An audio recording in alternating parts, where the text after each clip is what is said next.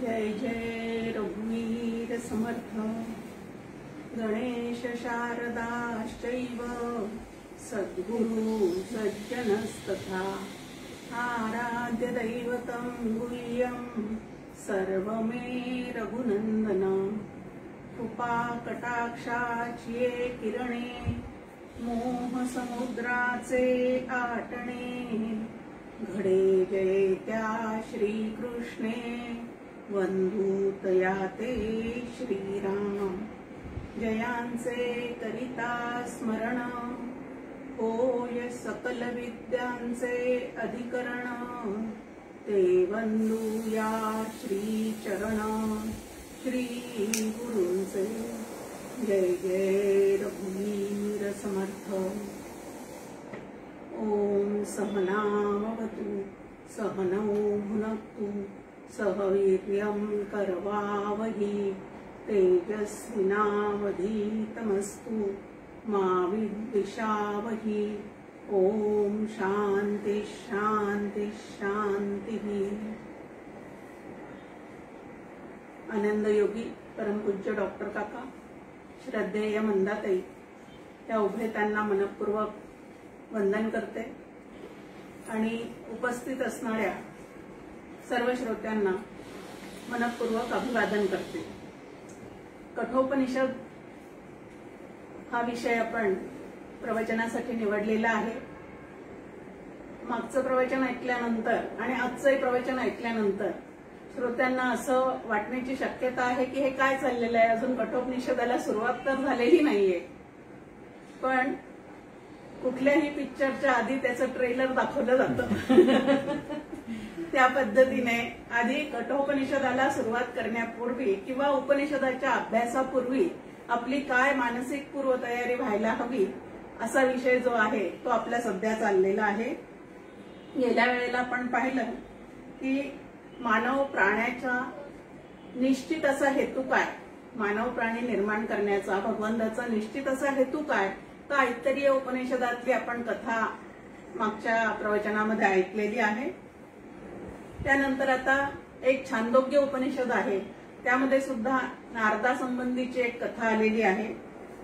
सनत कुमारांकडे ते आलेले आहेत। आता नारद म्हटल्यानंतर 14 विद्या 64 कळा एवढा त्यांचा अभ्यास झालेला, अखंड भगवत भक्तीत रममाण असणारे, पण तरीही ते सनत कुमारांकडे आल्यानंतर एवढ्या सगळ्या विद्या कला अवगत असतानाही ते सनत कुमारांना म्हणतात की अजून पूर्ण समाधान ज्याला म्हणतात अंतःकरणाचं ते माझं अजून झालेलं नाही।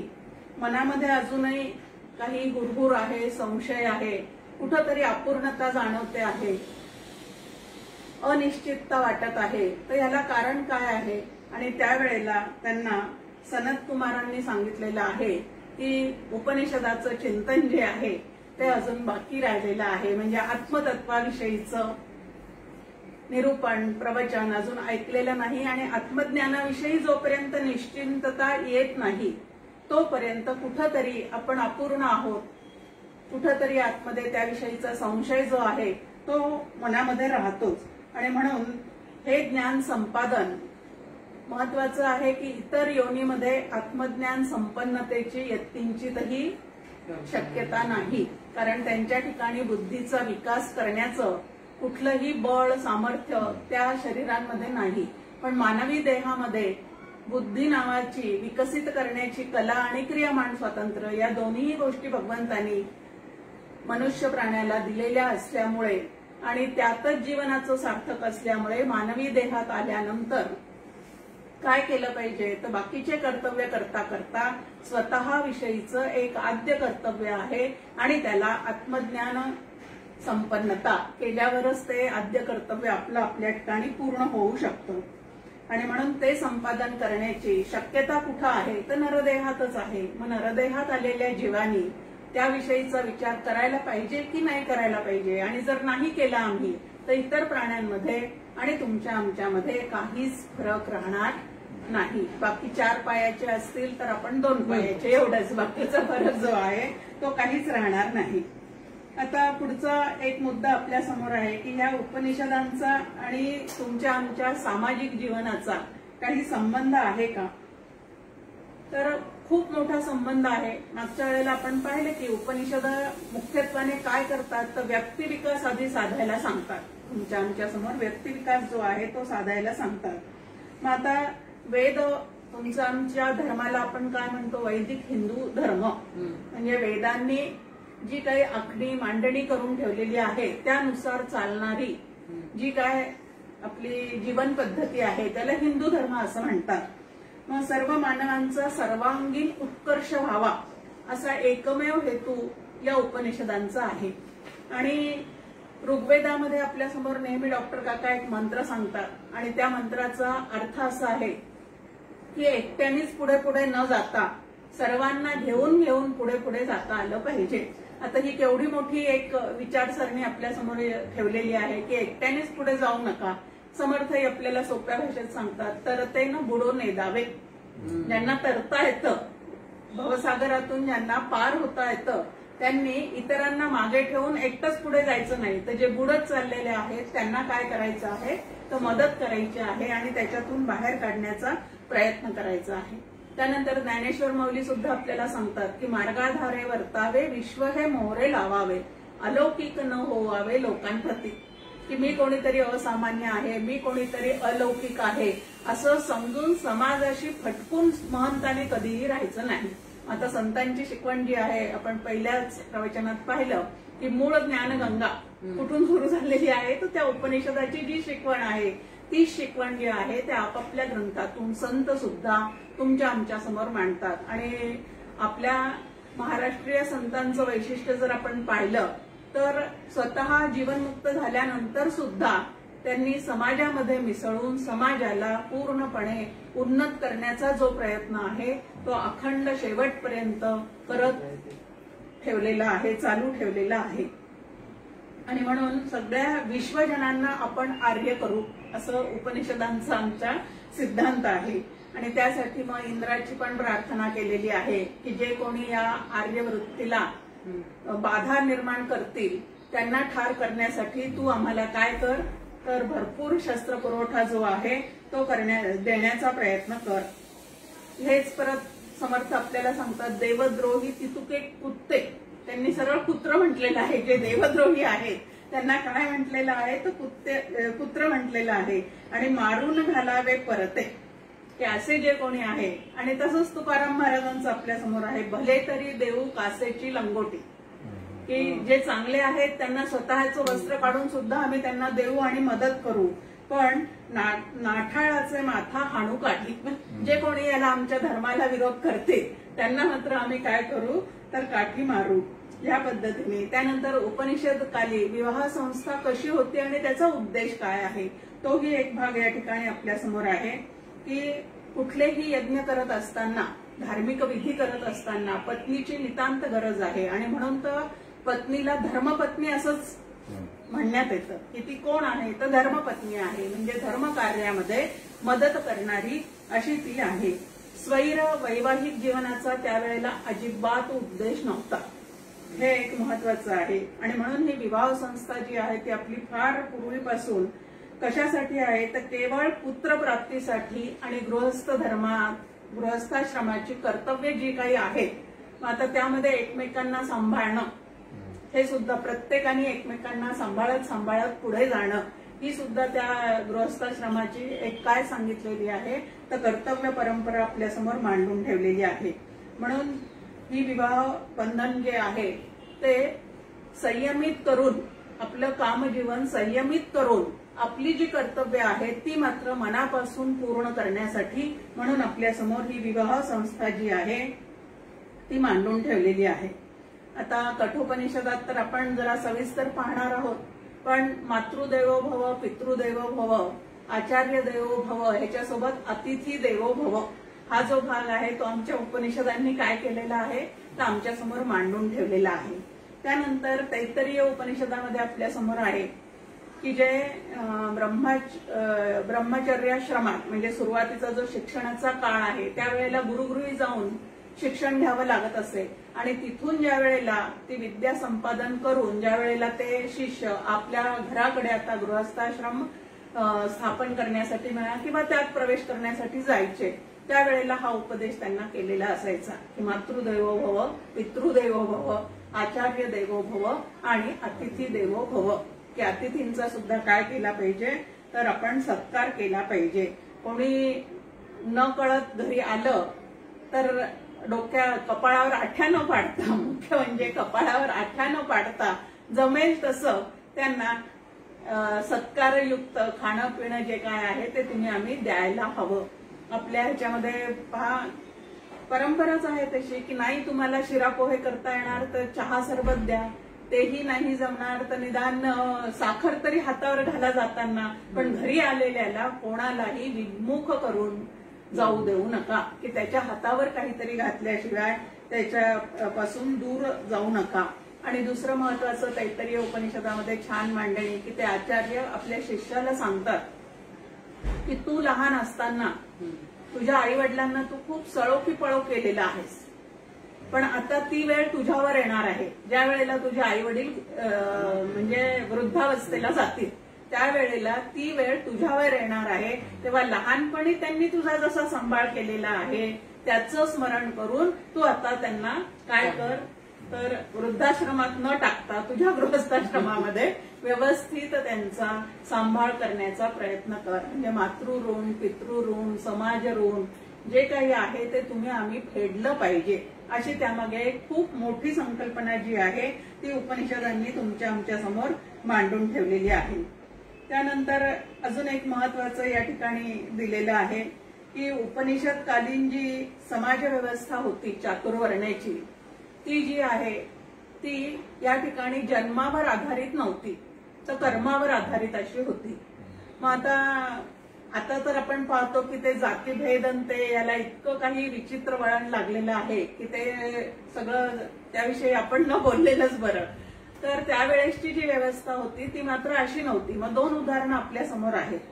एक विश्वामित्र जन्माने क्षत्रिय होते, पण नंतर त्यांनी ब्रह्मज्ञान संपादन केल्यानंतर म्हणजे ब्रह्मर्षी झाल्यानंतर त्यांनी ज्या वेळेला त्या यज्ञाचा विध्वंस करण्यासाठी त्यांच्याजवळ तेवढं बळ असून सुद्धा धनुष्याचा पूर्ण त्यांना वापर उपयोग करता येत असून सुद्धा त्यांनी राम लक्ष्मणाला सोबत नेलेलं आहे, परत ते धनुष्य हातात घेतलेलं नाही. या पद्धतीचे उदाहरण आपल्या समोर आहे. आणि म्हणून छांदोग्य उपनिषदामध्ये श्वेतकेतूला त्याचे वडील सांगतात की नुसतं ब्राह्मण कुळात जन्म झाला म्हणजे आपण ब्राह्मण आहोत असं समजू नकोस. जो ब्रह्मज्ञान संपन्न होतो त्यालाच ब्राह्मण असं म्हणतात. आणि म्हणूनच आपण पाहतो की ज्ञानेश्वर काली सर्व जातीमध्ये एक संत निर्माण झालेला आहे. म्हणजे ब्रह्म नावाचं तत्व सर्वत्र सदा समत्वाने आहे. आणि ते भगवंतांनी त्या ठिकाणी काय केलेलं आहे की आपापसामध्ये असं भेद न वाढवता ह्या दृष्टिकोनातून जर विचार केला तर सामाजिक सामंजस्य जे आहे ते आपलं आपलं कर्म करून सुद्धा तुम्हाला आम्हाला निश्चित टिकवता येऊ शकतं. ती नुसती केवळ त्याची नाती ब्राह्मणांची आहेत म्हणून तो ब्राह्मण होऊ शकत नाही. तर ब्रह्म जाणतो तो ब्राह्मण, ब्रह्मविद ब्रह्मैव भवती. नुसता ब्रह्म जाणतो तो ब्राह्मण असं नव्हे तर तो ब्रह्मच होऊन राहिलेला असतो. इतकी त्याची योग्यता जी आहे ती त्या ठिकाणी वाढलेली असते. त्यानंतर एक आक्षेप अजून उपनिषद वाङ्मय किंवा संत वाङ्मयावर असा आक्षेप आहे की ते नुसते टाळकुटे बनतात. हे नुसतं असं चिंतन करून ते काय बनतात, खूप मोठा आक्षेप घेतला जातो की परमार्थाने माणूस जो आहे तो निष्क्रिय बनतो. पण असं कुठेच नाही. उलट सगळ्या संतांचे जर चरित्र आपण वाचले किंवा ऋषीमुनींचे सुद्धा जर आपण चरित्र पाहिले तर अखंड कार्यरतच ते राहिलेले आहेत. जितकं त्यांनी अध्यात्माचं चिंतन केलेलं आहे तितकं समाजासाठी सुद्धा त्यांनी काय केलेलं आहे तर योगदान दिलेलं आहे. त्यामुळे हा समज जो आहे तो अत्यंत चुकीचा आहे. त्यानंतर गुरुची खरोखरीच आवश्यकता असते का, किंवा ढोंगी गुरु किंवा गुरु बाजी ज्याला म्हणतात, ह्या पद्धतीचं खूप आपल्या ऐकण्यात येतं. त्यामुळे ह्याच्यावरचा विश्वास सुद्धा सगळ्यांचा काय चाललेला आहे तो उडत चाललेला आहे. पण इथं म्हटलेलं आहे की उपनिषदकालीन जोड्या तुम्ही तपासून पहा. त्यामध्ये आपल्याला लक्षात येतं की असं काहीच नाही. उलट दोघंही निरपेक्ष असे त्या ठिकाणी काय आहे तर विद्या देणारा सुद्धा तितकाच निरपेक्ष आहे आणि घेणारा सुद्धा तितक्याच श्रद्धेने आणि आदराने ती ग्रहण करणारा आहे. त्यामुळे एकही शिष्य जो आहे, आणि एक आक्षेप अजून आहे याच्यावर की ज्याला प्रपंचातलं काही धड जमत नाही ते बहुतेक त्या मार्गाला लागतात. आदरणीय मारुतीवर रामदासी म्हणजे सज्जनगडचे जे व्यवस्थापक होते, आता गेले आहेत ते, पण ते गमतीने नेहमी सांगायचे की ज्या वेळेला आम्ही भिक्षा फेरीला जातो त्यावेळेला काही घरामध्ये त्यांचे आई वडील ज्या वेळेला आम्हाला घेऊन जातात, भिक्षा देतात, त्यावेळेला त्यांच्या मुलांची ओळख करून देतात. आता एखाद्या मुलाचं असं सांगतात, आता पूर्वीच्या काळी 3-3, 4-4 मुलं असायचे, अहो हा काही याचा अभ्यासात लक्ष नाहीये, हा घरातल्याही कुठल्या कामाचा नाही, मग तुमच्याकडे घेऊन जा. तर ते म्हणायचे की जो घरातल्या कामाचा नाही, जो विद्या अभ्यास करू शकत नाही, तो तिथे येऊन तरी काय करू शकणार आहे. या पद्धतीने असे बरेच गैरसमज आपल्या ठिकाणी आहेत की ज्याला हे जर जमत नाही त्यांनी ते करावं. पण आपल्या समोर संत म्हणतात, जयाचे ऐहिक धड नाही तयाचे परत्र पुससी काही, या पद्धतीचा प्रश्न विचारतात. समर्थही आपल्याला म्हणतात की जो प्रपंच अप्रमाण तो परमार्थी खोटा, की जो इकडं व्यवस्थित वागत नाही, इकडं ज्याच्याजवळ गुणसंपदा नाही, तो ह्या क्षेत्रात आल्यावर तरी काय करणार आहे. शेवटी हुशार माणसं कुठेही गेले तरी स्वतःचं नाव कमवतच असतात. मग ह्या पद्धतीने की ज्याला काहीच जमत नाही त्यांनी हे करावं असं ते नाही. तर उपनिषदामध्ये ज्या वेळेला आपण पाहतो की प्रश्न उपनिषदामध्ये आपल्या समोर आहे की पिप्पलाद मुनींकडे 6 शिष्य त्यांच्याकडे आत्मज्ञान संपादन करण्यासाठी म्हणून गेलेले आहेत. ते 6 जण जे आहेत ते उत्तम चांगल्या स्थितीतले, चांगल्या घराण्यातले, म्हणजे इकडचं काही जमत नाही किंवा अत्यंत दरिद्री आहेत, गरिबीत आहेत, आता काही दुसरं जमत नाही म्हणून इकडे आलेले असे अजिबात नाही. आणि आज्ञापालनाचं त्या ठिकाणी भरपूर जे महत्व होतं गुरु शिष्यांच्या नात्यातलं, ते पिप्पलाद मुनींनी त्यांच्याकडे प्रश्न विचारायला गेल्यावर त्या 6 जणांना सांगितलं की 1 वर्षभर आधी तुम्ही इथं नुसतं वास्तव्य करा आणि सांगितलेले जे काय कामं आहेत ते करा, शमदमाचा अभ्यास करण्याचा प्रयत्न करा, आणि त्यानंतर जर मला खरोखरीच ते आत्मतत्व समजलेलं असेल तर तुम्हाला नक्की सांगतो. म्हणजे इथं यत्किंचितही मला ते समजलेलं आहे असा अभिमान सुद्धा त्या ठिकाणी नाही. कारण आत्मज्ञान हेच मुळात कसं आहे तर अनुर्वाच्य आहे. ते शब्दांनी बोलून किती पटवून देऊ शकतो माणूस, त्याच्यापेक्षा श्री गुरूंच्या सहवासात राहिलं, त्यांचं आचरण पाहिलं तर प्रत्यक्षात आपल्याला त्यातून कितीतरी गोष्टी ज्या आहेत त्या गोष्टी आपल्याला त्यांच्या मौनातून सुद्धा शिकायला मिळतात. आणि म्हणून श्री गुरूंच्या आश्रमात राहण्याची किंवा काही काळ त्यांच्या सेवेला जाण्याची काय आहे तर नितांत आवश्यकता आहे. व्यवहारामध्ये मात्र कोणाची सेवा करायची म्हटलं तर ते आपल्याला कमीपणाचं वाटतं, पण परमार्थामध्ये सेवा हे दारवंठा असं म्हटलेलं आहे की श्री गुरूंच्या कृपेसाठीचा तो एक काय आहे तर दारवंठा, म्हणजे एक तुमच्यासाठीचं एक दालन खुलं होतं त्या ठिकाणी. पुढे जाण्याचं जे आध्यात्मिक क्षेत्रातलं एक दालन तुमच्या ठिकाणी ते खुलं होतं. डॉक्टर काका तर अजूनही आधुनिक ऋषी अशी त्यांची ओळख सुनील दादा चिंचोळकर करायची. तर डॉक्टर काका अजूनही स्पष्टपणे सांगतात की श्री गुरूंना शिष्याच्या सेवेची अजिबात आवश्यकता नाही, परंतु शिष्याला मात्र त्याची नितांत गरज आहे. एवढं जे काही आहे ते तुम्ही आम्ही या ठिकाणी लक्षात घेतलं पाहिजे. आणि पाहतो आपण की अहंकार लय जो आहे तो ह्या क्षेत्रामध्ये साधायचा असतो. आणि म्हणून मुंडक उपनिषदामध्ये आपल्या समोर आहे की शौनक जे काही शिकायला गेलेले आहेत त्या आश्रमामध्ये ते डोक्यावर वाळलेल्या लाकडाची मोळी घेऊन गेलेले आहेत. आता आश्रमात गेल्यानंतर तुम्ही घरचे कितीही मोठे असू दे, परंतु तिथं तो आश्रम चालवण्यासाठी जी जी काही गरज असते ती प्रत्येक शिष्याने थोडीफार तरी काय करायची असते, उचलायची असते. आणि असं देह झिजवल्याशिवाय, आज्ञापालनाशिवाय ह्या क्षेत्रात काहीही मिळू शकत नाही. म्हणजे देणारा तयार आहे पण घेणाऱ्याचा अधिकारच नसेल तर त्या ठिकाणी हे फळाला कसं येणार. म्हणून त्याची काय आहे तर नक्की गरज आहे. त्यानंतर केनोपनिषदामध्ये एकदम आत्मज्ञानाला भिडणाराच प्रश्न विचारलेला आहे गेल्या शिष्याने श्री गुरूंना की हे मन कोणाच्या सत्तेवर चालतं, त्याला कोणाकडून प्रेरणा मिळते, असाच डायरेक्ट प्रश्न. नाहीतर तुम्ही आम्ही पण गुरु करतो, पण गुरु केल्यानंतर सुद्धा आपले प्रश्न काय आहेत जास्तीत जास्त आपला प्रपंचाविषयीचा जास्त काळ चाललेला असतो, त्या ठिकाणी विचार चाललेला असतो की अमक्याची नोकरीला बढती मिळेल का नाही, त्याचं वागणं सुधारेल की नाही, माझ्या जीवनामध्ये समाधान प्राप्त होईल की नाही. मुख्य श्री गुरु करून जे काही विचारायचं असतं ते सगळं बाजूला राहतं आणि आपण जे काही आहे ते आपल्या प्रपंचाविषयीचेच काय करत राहतो तर प्रश्न विचारत बसतो. आमचे डॉक्टर काका गमतीने म्हणतात की गॅरेजमध्ये कशासाठी उघडलेलं असतं त्यांनी की आपल्या गाड्या बिघडल्या की तिथं नेऊन टाकायचं. तसं परमेश्वर आणि श्री गुरु म्हणजे असं गॅरेज उघडून बसलेले आहेत का, तुमचा प्रपंचाचा गाड्या बिघडला की त्याला घेऊन इकडे यायचं.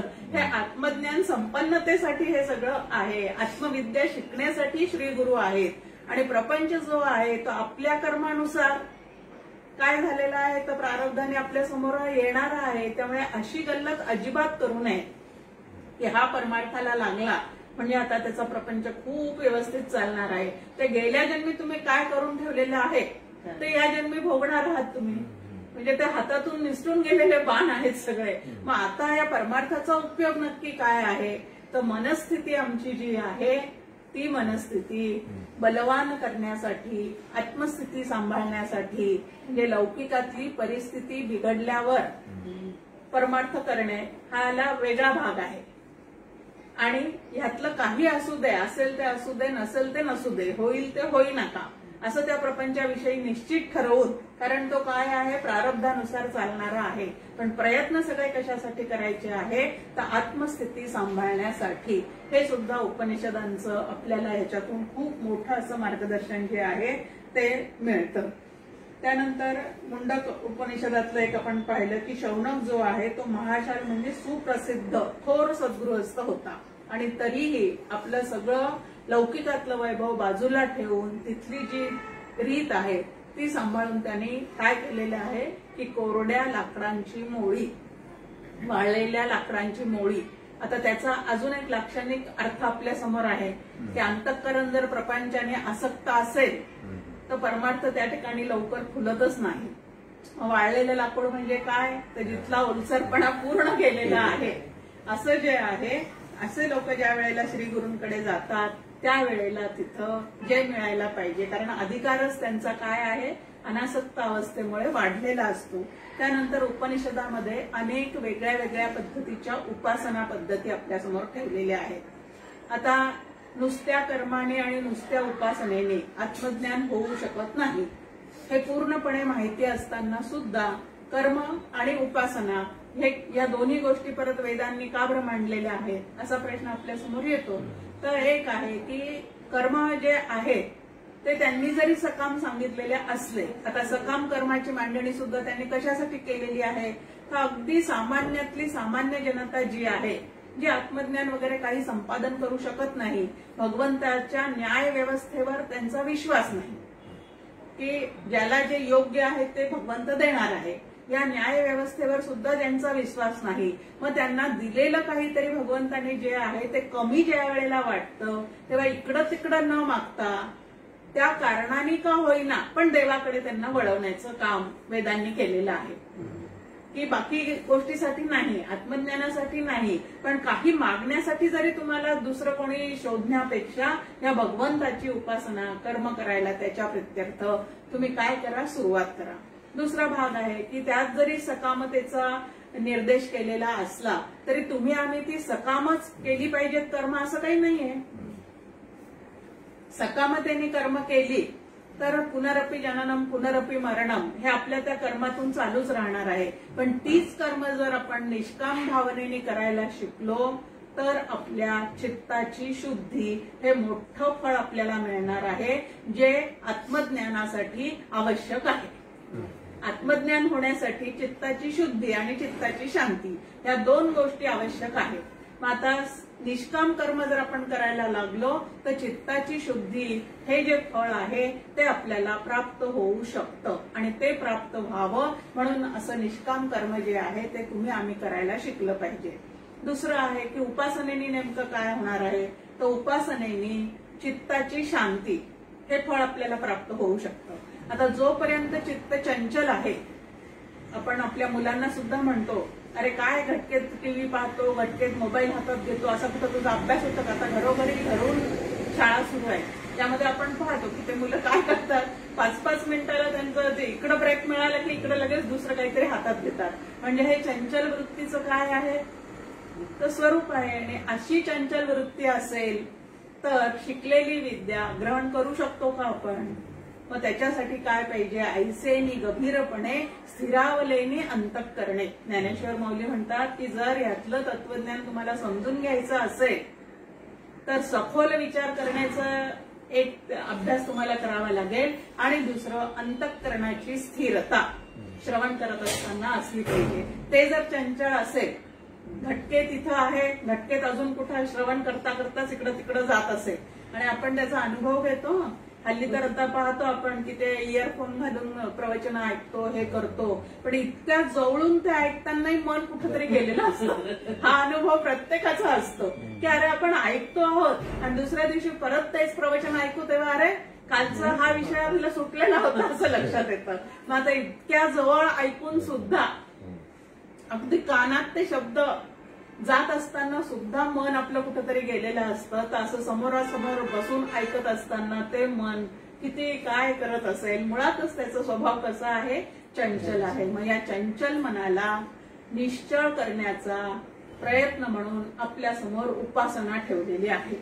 आता आपण उपनिषद शब्द पाहताना उपशब्दाचा अर्थ जवळ असं पाहिलेला आहे.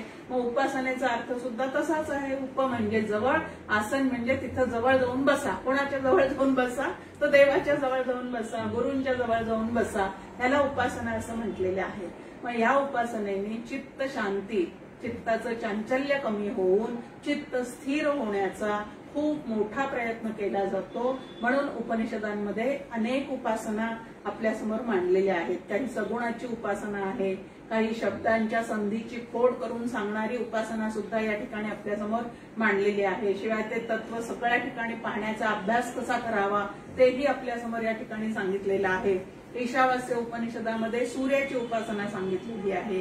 या पद्धतीने अनेक उपासनांचा उहापोह जो आहे तो यामध्ये सांगितलेला आहे. समर्थही आपल्याला म्हणतात, उपासनेची नाही पाठी तयास भलताच कुटी.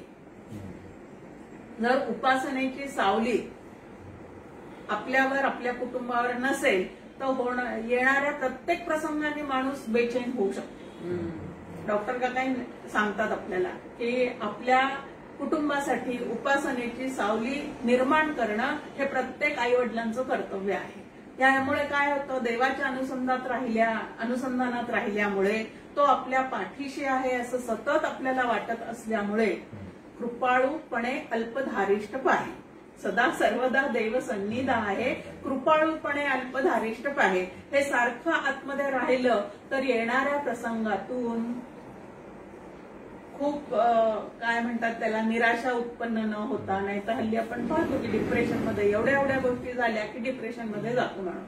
मग कशामुळे असं होतं? तो उपासनेची नाही पाठी तर असं भलताच कुटी. की उपासनेची पाठी नसेल, उपासनेची जर हे नसेल, जोड नसेल तर काय होऊन जातं, तर छोट्या छोट्या प्रसंगाने आपले काय म्हणतात तिळपापड होत जातो, पापड मोडत राहतात. या पद्धतीने सगळं त्रास भोगतो माणूस, अकारण स्वतःवर ओढवून घेतो आणि त्याचा त्रास भोगतो. त्यापेक्षा उपासना, प्रार्थना इत्यादी गोष्टीचं जर आपण अवलंबन घेतलेलं असेल तर मन शांत करण्याची एक छान व्यवस्था त्यामध्ये आपल्या समोर ठेवलेली आहे. उपासनेचे शेवटी देवा भक्ता अखंड भेटी. आता उपासना नसेल तर काय होतं? आणि उपासना जर व्यवस्थित शास्त्राने सांगितली तशी तुमची आमची चाललेली असेल तर त्याचं फळ समर्थ म्हणतात की देवा भक्ता अखंड भेटी. की खरंच जर व्यवस्थित उपासना चाललेली असेल. आता ती उपासना सुद्धा कशी चालली पाहिजे, शंकराचार्यांचं आपल्या समोर मांडणी आहे. तैल धारावत अखंड प्रत्यवाहेन.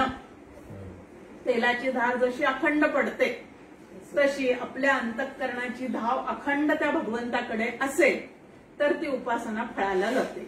आणि घटकेत असं घटकेत तसं असेल तर मग मात्र काय होतं, मन चंचल असेल तर ती उपासना तरी व्यवस्थित होते का? बरं, उपासना करताना सुद्धा आपण किती प्रकारच्या चुका करतो.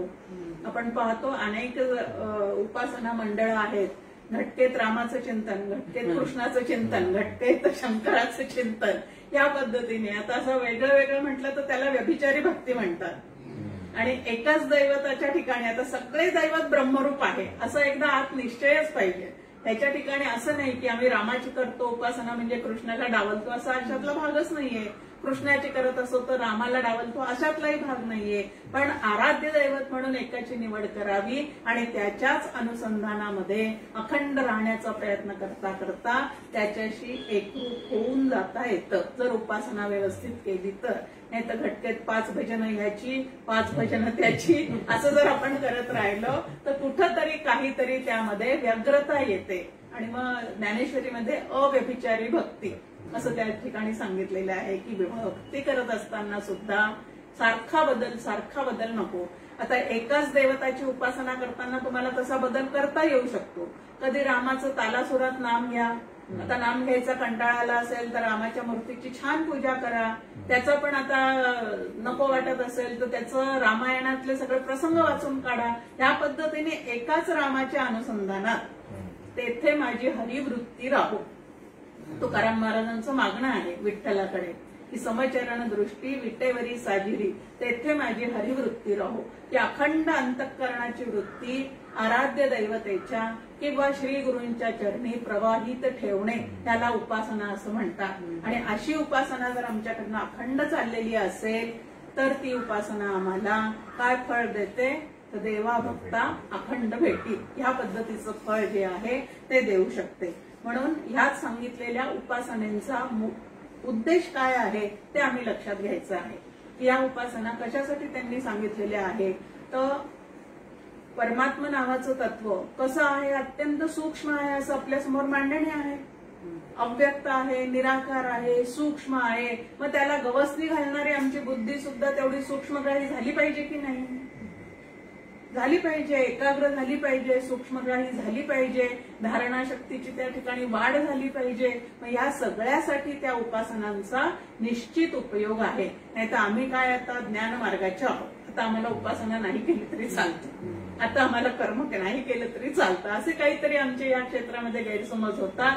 आणि मग घर घाट का या पद्धतीने काहीतरी होऊन जातं. घर का ना घाट का ह्या पद्धतीने त्रिशंकू सारखी अवस्था उपासकांची होऊ शकते. त्यामुळे कर्म कशासाठी कसे करायचे आहेत, उपासना कशासाठी कशी करायची आहे आणि ह्या 2 गोष्टी जर व्यवस्थित झालेल्या असतील चित्ताची शुद्धी आणि चित्ताची शांती तर उपनिषदातलं आत्म्याविषयीचं तत्वज्ञान ऐकल्यानंतर चित्ताचा चैतन्यात लय होणे ज्याला काही म्हणतात ते होऊ शकतं. अहो म्हणजे काय करून पहा एकच त्याचं उत्तर आहे. चित्ताचं चैतन्यात लय म्हणजे नेमकं काय आहे तर ज्याने त्याने आधी करून पहा. आधी या 2 गोष्टी झाल्या पाहिजेत आणि त्याच्यानंतर ते आम्ही काय केलं पाहिजे तर करून पाहायचं आहे. त्यानंतर की परमेश्वराचं एक सांगितलेलं आहे की मानवाच्याही आवाक्यात नसणाऱ्या समस्या या परमेश्वराच्याच उपासनेनेच बोथट होतात. कितीतरी असे प्रसंग जीवनामध्ये येतात की त्यामुळे सगळं जीवन आमचं जे आहे ते काय होऊन जातं तर बहेकल्यासारखं होतं. त्या ठिकाणी कोणीच आधार नाही असं वाटतं. डिप्रेशन मध्ये मन जातं. आता भगवद्गीतेचा अभ्यास करताना आपण पाहतो सुरुवातीची अवस्था काय आहे अर्जुनाची. आता अर्जुन म्हणजे आमचं प्रतीक आहे, तुमचं आमचं सगळ्यांचं प्रतीक आहे. मग उपासना पाठी असेल, गुरूंचा आधार असेल तर ह्या समस्यांवर सुद्धा मात करण्याची जी विचारशक्ती आहे. आता यांच्या उपासनांनी आमचे विघ्न नाहीसे होतात म्हणजे विघ्न येतच नाहीत असं नाही तर विघ्नांना विघ्नाचा दर्जाच राहत नाही. इतकी ती बुद्धी जी आहे ती सुंदर विचार करणारी होऊन जाते. ह्या पद्धतीने जे स्फुरण आतून होतं तुमच्या आमच्या ठिकाणी त्याला सुद्धा एक वेगळं वळण लागू शकतं आणि सगळ्या समस्या ज्या आहेत प्रॉब्लेम जे आहेत ते सगळे बोथट होऊन जातात. त्यांना फारसं असं त्याचा बाऊ होत नाही. असं आहे का ठीक आहे पुढे जाऊ. टेक इट इझी सगळ्यात सोपा शब्द आपल्या समोर आहे की प्रत्येक प्रसंग जो आहे तो इझिली घ्यायचा. जे काय भाग आहे सकारात्मक तो या ठिकाणी होऊन जातो. एक छान उदाहरण या ठिकाणी डॉक्टर काका देतात की पाणी कमी पडतंय, कुठं दुष्काळ आहे. मग सगळेजण नेते लोक जे आहेत ते गावोगावी सभा भरवतात, भाषणं करतात, त्यामध्ये पाणी अडवा पाणी जिरवा असं एक वाक्य सांगून खूप टाळ्या घेतात.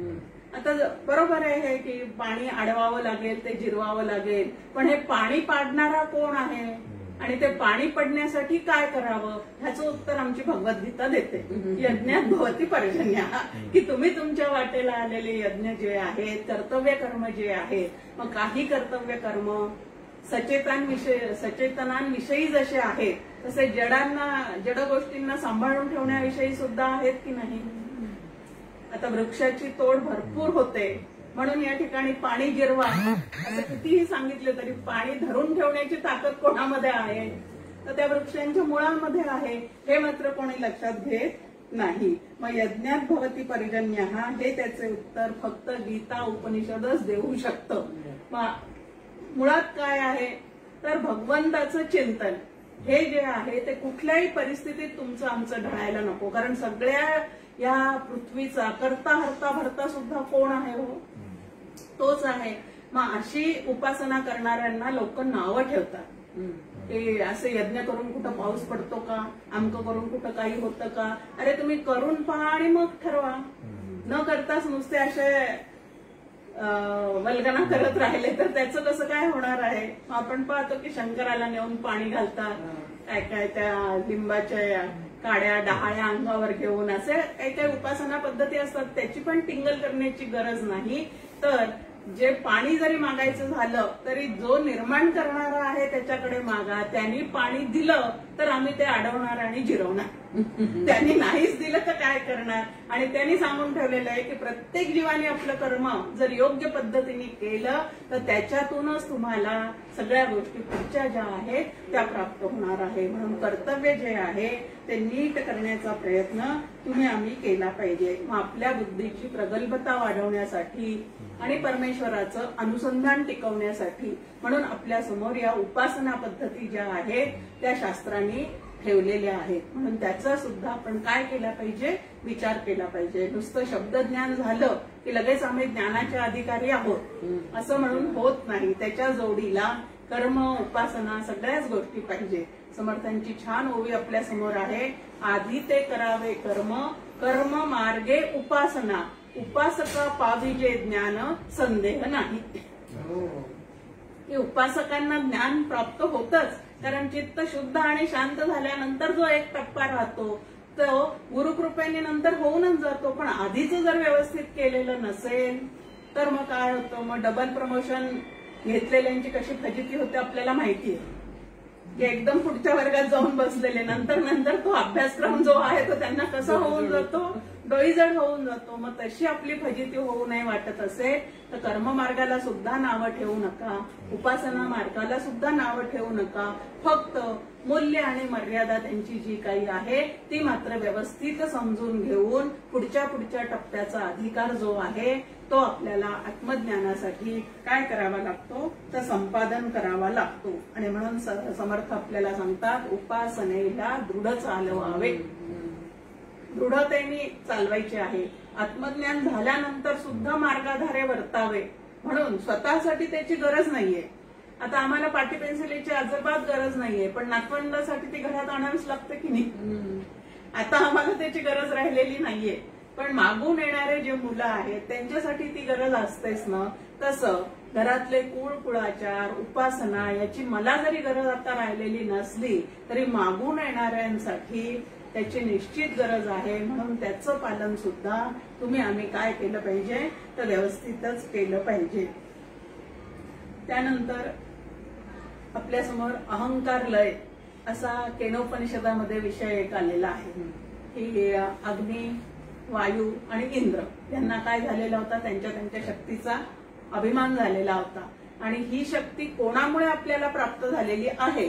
आता अभिमान झालेल्या माणसाला मागचं काहीच आठवत नाही की कोणामुळे हे प्राप्त झालेलं आहे. मी करण्यामध्ये कोणापासून हे सगळं आलेलं आहे हे त्याला काहीच लक्षात येत नाही. डॉक्टर काका हे उदाहरण देतात की आपल्या घरात जी वीज आलेली असते ती वीज बाहेर असणाऱ्या खांबापासून आलेली आहे असं आपण दाखवतो, पण त्या बाहेर आलेल्या खांबाला कुठून पुरवठा झालेला आहे ते महत्वाचं आहे, ते जे पॉवर हाऊस आहे ते जसं महत्वाचं आहे तसं या संपूर्ण जगताचं शक्ती केंद्र कोण आहे, शक्तिदाता कोण आहे, तर तो परमात्मा आहे. मग त्याचा विसर, आता त्यांनी जर मला वाणीची शक्ती दिलेली आहे, त्यांनी मला कार्य करण्याची शक्ती दिलेली आहे, त्यांनी जर मला एखादी कला दिलेली आहे, गायन कला दिलेली आहे, हे सगळं माझ्या माध्यमातून प्रगट होणार आहे, हे बरोबर आहे.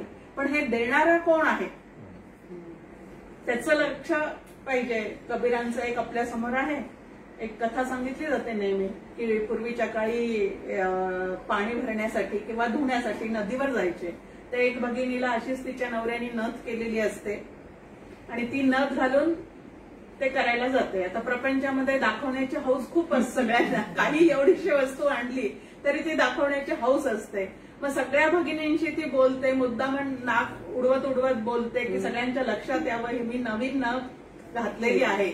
पण कोणीच तिचं काय करत नाही, तर लक्ष देत नाही. शेवटी स्वतःहून सांगते की काल यांनी माझ्यासाठी अशी अशी नथ आणलेली आहे. तेव्हा कबीर म्हणतात, ज्यांनी नथ आणली त्याची आठवण करते, ज्यांनी नाक दिलं त्याचं काय. ती नथ घालण्यासाठी ज्यांनी नाक दिलं त्याचं मात्र तुला विसर पडलेला आहे. म्हणून मूळ जे आहे शक्ती केंद्र, जे शक्ती त्याची काय पाहिजे, तर शक्तिदाता कोण आहे. शक्ती आपल्याजवळ सगळ्यांजवळ, प्रत्येक अगदी सोनकिड्याला शक्ती हो गव्हाच्या बारीक भुगा करण्याचं. जे गहू आम्हाला दळून आणून खावे लागतात तरी पचत नाही, तरी सुद्धा आम्हाला ते पचत नाही. पण ते सोनकिडे जे आहेत ते बसल्या बसल्या तिथंच कुठल्या चक्कीत जातात, कुठं काय करतात म्हटलं तर अगदी 1 मिनिटात त्याला आम्ही चिरडून टाकू शकतो. मग त्यांच्यामध्ये एवढी शक्ती कुठली आहे. असं प्रत्येकाला एक शक्ती जी आहे, पक्ष्यांना उडण्याची शक्ती दिलेली आहे, जलचरांना पाण्यात सहजच पोहण्याची, त्यांना कुठं ट्रेनिंग घ्यावं लागतं का, अजिबात नाही. गंधर्वांना गायन कला सहजच देऊन टाकलेली आहे. तसं प्रत्येक जीवाजवळ एक त्यांनी शक्ती दिलेली आहे. ती शक्ती पाहिली की त्या शक्तिदात्याचं सुद्धा आम्हाला काय केलं पाहिजे, तर स्मरण झालं पाहिजे. आणि हा उपासनेचा काय आहे, तर मुख्य असा उद्देश आहे. आता तेनोपनिषदामध्ये त्यांनी मग अग्नी वायू ती कथा सांगितलेली आहे.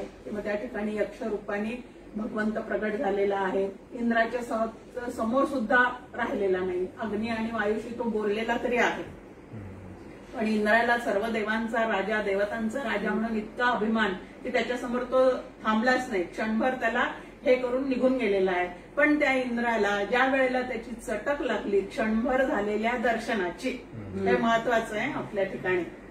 आपण साधना करत असताना, हे करत असताना जेव्हा असं काही क्षणभर दर्शन होऊन जातं किंवा काहीतरी आगळं वेगळं होतं, तेव्हा ते दृढ होण्यासाठी सुद्धा तुमचा आमचा काय असला पाहिजे, तर प्रयत्न असला पाहिजे. आणि त्यानंतर उमादेवीच्या रूपामध्ये परत प्रगट होऊन त्याला पुढची विद्या जी आहे ती त्या ठिकाणी दिली गेलेली आहे इंद्राला. ह्या पद्धतीचं ते वर्णन आपल्या समोर आहे. पण ह्याच्यात महत्वाचं काय आहे, तर शक्तिदाता जो आहे त्याला लक्षात ठेवलं पाहिजे आणि त्याचा अभिमान धरता उपयोगाचं नाही. आणि सगुणाचा उल्लेख सुद्धा त्या ठिकाणी आलेला आहे की वीज चमकावी, त्या पद्धतीने काहीतरी कधीतरी आपल्या आयुष्यात सुद्धा साधनेत होऊ शकतं.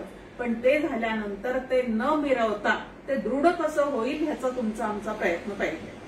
नाहीतर झालेले दृष्टांत सांगण्याचीच एक सभा असते आणि मग सगळ्यांनी ते एकमेकांना सांगितलं आणि एखाद्याला जर तो आलेला नसेल तर त्या ठिकाणी त्याच्या मनामध्ये न्यूनगंड निर्माण होतो. तर हे असं होऊ नये. समर्थ तर आपल्याला एका समासामध्ये सांगतात की जर झालेले दृष्टांत तुम्ही कोणाला सांगितले तर परत तुम्हाला येणार नाही, म्हणून बोलू नका याविषयी. जे आहे म्हणजे किती छोट्या छोट्या सूचना ज्या आहेत त्या साधकाला पुढे जाण्यासाठी हे साधू संत जे आहेत ते तुम्हाला आम्हाला देत राहतात. नंतर या उपनिषदांमध्ये कर्म उपासनेचा जरी उल्लेख येत असला तरी या उपनिषदांचा प्राण म्हणजे आत्मा आहे आणि आत्मज्ञानाकडे सगळ्यांनी प्रवृत्त व्हावं, ह्याच पद्धतीचे विचार जे आहेत ते या ठिकाणी तुमच्या आमच्या समोर मांडलेले आहेत. आता जीव जो आहे तो ब्रह्मरूपच आहे, हा मूळचा सिद्धांत आहे आणि तो सिद्धांत पटवून देण्यासाठीच सगळे उपनिषदे जे काही आहेत ते काय झालेले आहेत, तर प्रवृत्त झालेले आहेत. 4 महावाक्य आपल्याला सगळ्यांना माहिती आहे, 4 उपनिषदात आलेले. ते महावाक्य म्हणजे नेमकं काय आहे, तर जिथं जीव आणि ब्रह्माचं ऐक्य सांगितलेलं असतं त्याला महावाक्य असं म्हणतात. आता महावाक्य असं म्हटलेलं आहे, पण त्याचे शब्द जे आहेत ते अगदी थोडे असतात. 3-3 पदामध्येच त्यांनी त्याचं वर्णन केलेलं आहे.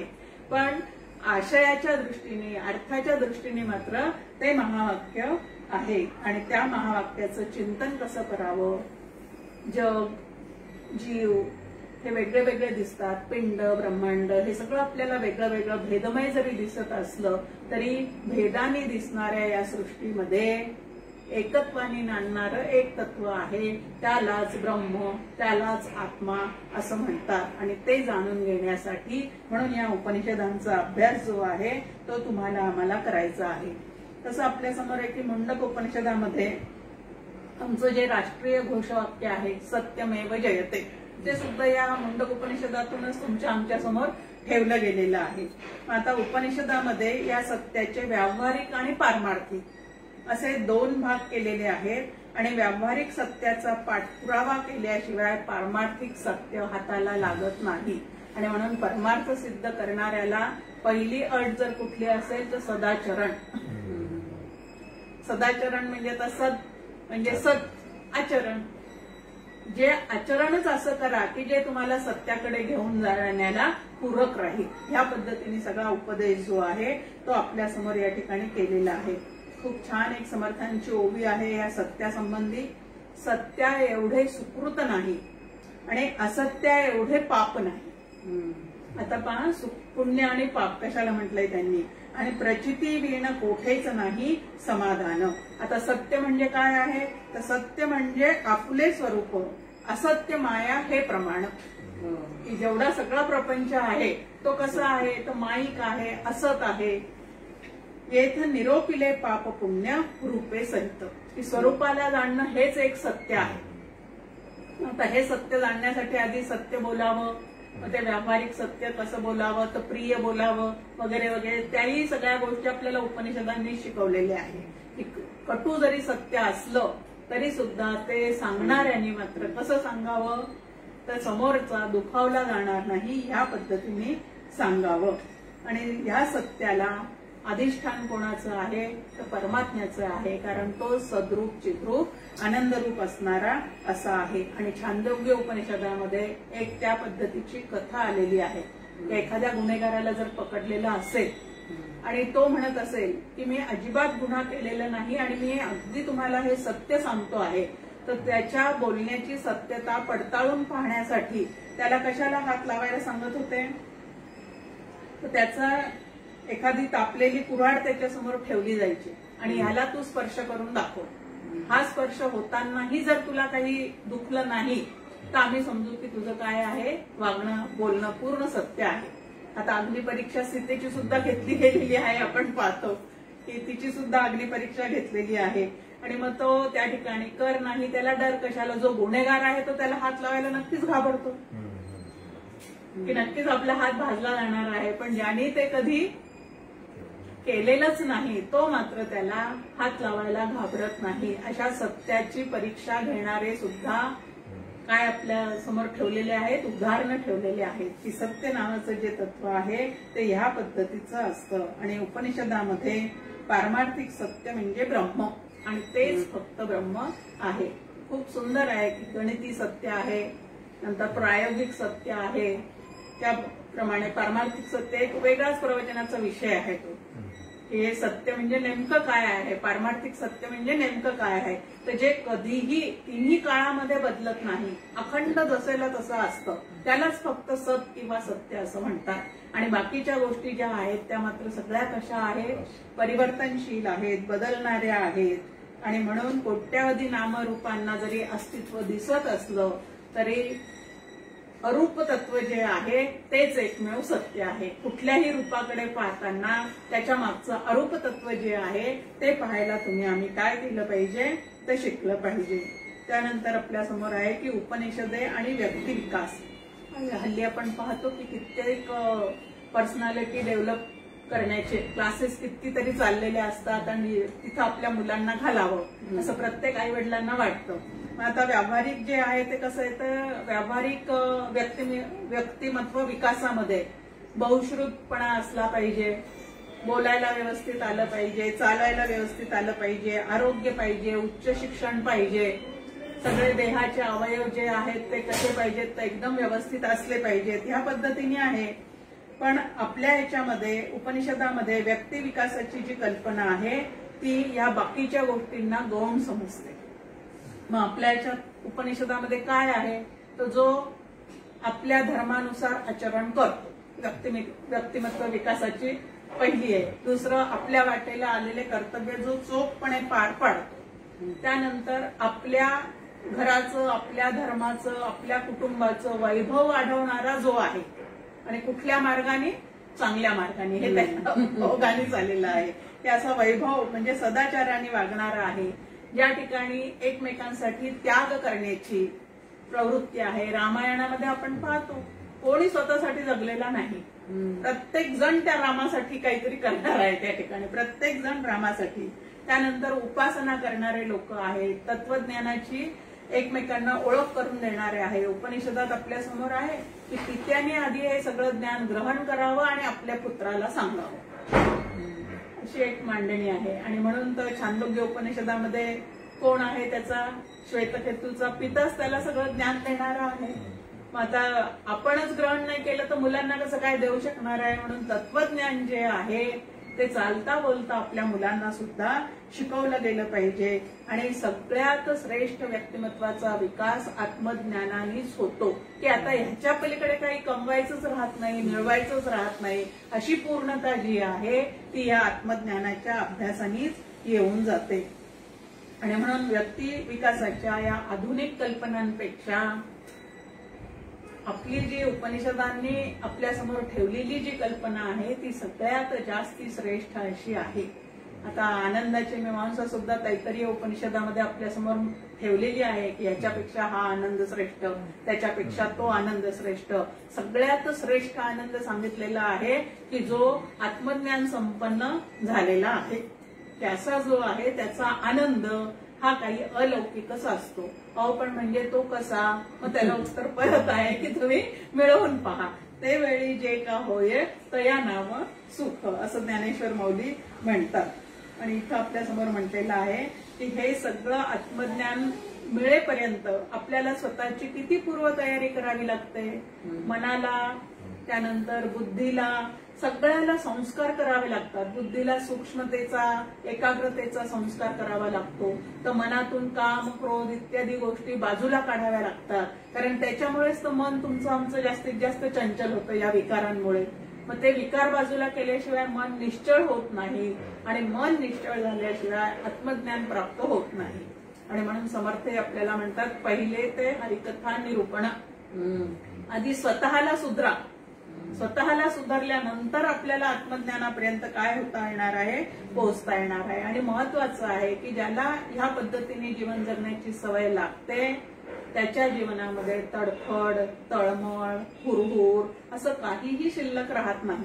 कुठल्याही परिस्थितीमध्ये आनंदच आनंद.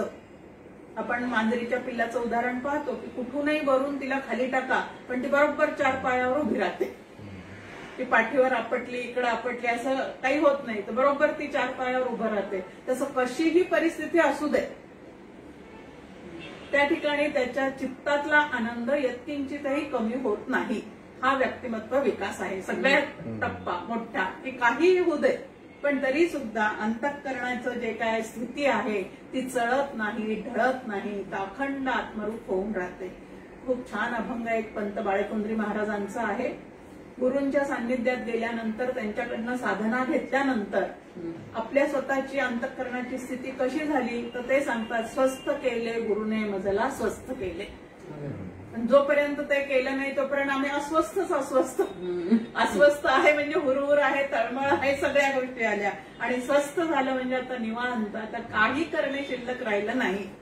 उरलो उपकारा पुरता, एवढा आता प्रारब्ध असेपर्यंत देह राहणार आहे. आणि म्हणून पुढची वाटचाल जी आहे ती कशी आहे, तर आता उरलो उपकारा पुरता. स्वतःसाठी म्हणून काही कमावण्याचं त्या ठिकाणी शिल्लक राहिलेलं नाही. आणि सगळ्यात महत्वाचं की सर्व ऐहिक सुखे आता IT कंपनीतल्या लोकांचे पगार पाहतो, परदेशात जाणाऱ्या मुलांचे पगार पाहतो, आपल्या मानाने कित्येक पटीने अधिक त्यांचे पगार आहेत, पण आपल्या मनाने कित्येक पटीने दुःख आणि टेन्शन त्यांच्या आयुष्यामध्ये आहे. आता एवढं सगळं मिळवलं पण आंतरिक सुख नाही, समाधान नाही, तर यांनी मिळवलं तरी काय आहे? बाकीची सुख हात जोडून उभी आहेत, पण अंतःकरणात सुखरूपताच नाही. मग याला काय उपयोग आहे? आमचं जे उपनिषद आहे ते मात्र सुखासाठी स्वावलंबी करतं. हा महत्वाचा व्यक्तिमत्व विकासाचं हे आहे की जे सुख दुसऱ्या कोणावर आणि कशावरही अवलंबून नाही, असं जे सुखरूप तत्व आहे त्याचा आमचाच परिचय हे उपनिषद जे आहे ते करून देतं. मग सुखासाठी इतरांकडे भीक मागणं जे आहे ते सुद्धा, ज्याला हे तत्वज्ञान पचलं, रुजलं, फळलं, त्याला मग नंतर इतरां ठिकाणी काय करावं लागत नाही, तर सुखासाठी कोणावरही अवलंबून राहावं लागत नाही. मग उपनिषदांच्या व्यक्तिविकासाच्या व सुखाच्या कल्पनेला येथूनच सुरुवात होतो. उपनिषदाच्या अभ्यासाने व्यक्ती सुखरूपच होते आणि सुखासाठीचे परावलंबित्व तिचे पूर्ण थांबून जाते. आता व्यवहारामध्ये आपल्याला परावलंबी असणं आवडतं का? किती दिवस भाड्याच्या घरात राहायचं, आता स्वतःचं झालं पाहिजे, म्हणजे स्वावलंबी असलं पाहिजे असं वाटतं. किती दिवस दुसऱ्याच्या गाडीवर बसून जायचं, आपली स्वतःची व्हेकल असली पाहिजे. या पद्धतीने स्वावलंबी आपण व्हावं असं आपल्याला जसं व्यवहारात वाटतं, तसं परमार्थामध्ये सुखासाठी सुद्धा कोणावर अवलंबून न राहता पूर्ण सुखरूपतेचा अनुभव जो आहे तो उपनिषदांच्या अभ्यासाने तुम्हाला आम्हाला येऊ शकतो. आणि म्हणून आपण पुढच्या मंगळवारपासून कठोपनिषदाला आता सुरुवात करूया. जय जय रघुवीर.